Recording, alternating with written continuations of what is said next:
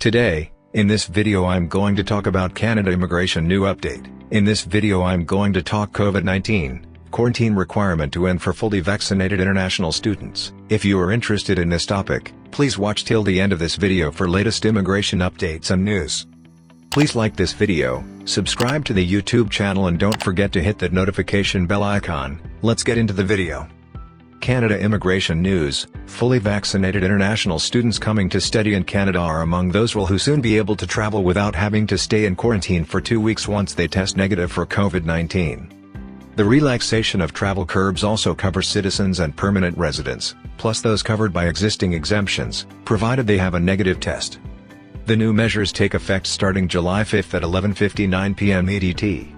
Under the first tentative steps to reopening Canada, fully vaccinated travelers entering Canada will not be subject to the federal requirement to quarantine or take a COVID-19 test on the 8th day. Fully vaccinated travelers arriving by air will also no longer need to stay at government-authorized hotels. This is the first phase of our precautionary approach to easing Canada's border measures. At this time we are not opening up our borders any further, said Intergovernmental Affairs Minister Dominic LeBlanc. The Government of Canada continues to work globally through the World Health Organization, WHO, as well as closely with the provinces, territories, Indigenous partners and American authorities on moving forward toward reopening in a way that is safe for both countries. To be considered fully vaccinated, a traveler must have received the full series of a vaccine or combination of vaccines accepted by Ottawa at least 14 days prior to entering the country.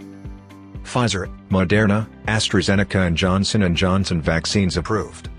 Those vaccines are the ones manufactured by Pfizer, Moderna, AstraZeneca/Covishield, and Johnson & Johnson. Travelers can receive their vaccine in any country and must provide documentation supporting their vaccination in English, French or with a certified translation. For these new measures to apply to them, fully vaccinated travelers must still meet all other mandatory requirements, including pre- and on-arrival testing to allow public health experts to keep monitoring positivity rates at the border, monitor for variants of concern, and make further adjustments to border measures as needed. There is no change in Canada's current border measures for travelers who are not yet fully vaccinated.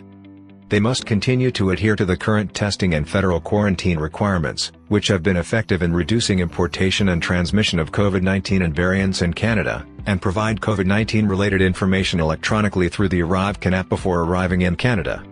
Unvaccinated air travelers must also still book a 3-night stay at a government-authorized hotel before their departure to Canada.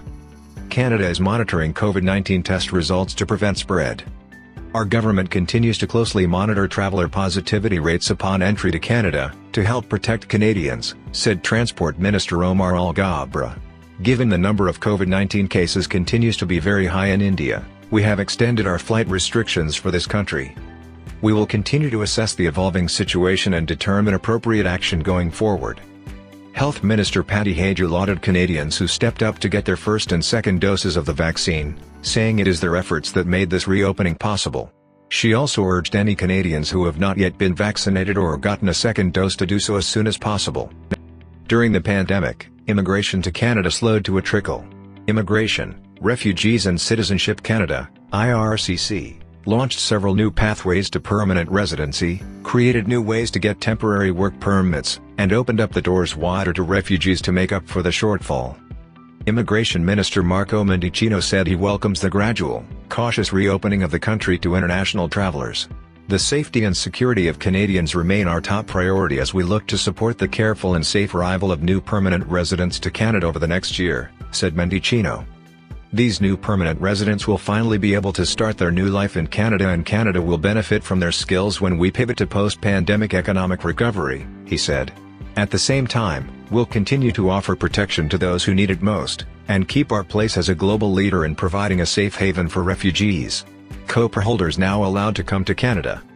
Anyone who holds a valid confirmation of permanent residence, COPR, approved on or before March 18 last year is allowed to enter Canada. As of June 21, any foreign national who holds a valid confirmation of permanent residence is allowed to travel to Canada, and the IRCC has promised to work with applicants who have a COPR that is expiring or has expired. Under the Quarantine Act, anyone who submits false information on vaccination status or fails to follow the conditions of a quarantine order could be liable to a fine of up to $750,000 or 6 months imprisonment or both. They could also face prosecution under the Criminal Code for forgery for falsification of information. Hopefully the details and informations presented in this video is helpful. Canada Immigration News Channel will be releasing a new video when new information is available on any of these updates or requirements. If you have not subscribed, please like this video and subscribe to the channel. Don't forget to click on that notifications bell icon. See you sooner in next new immigration video.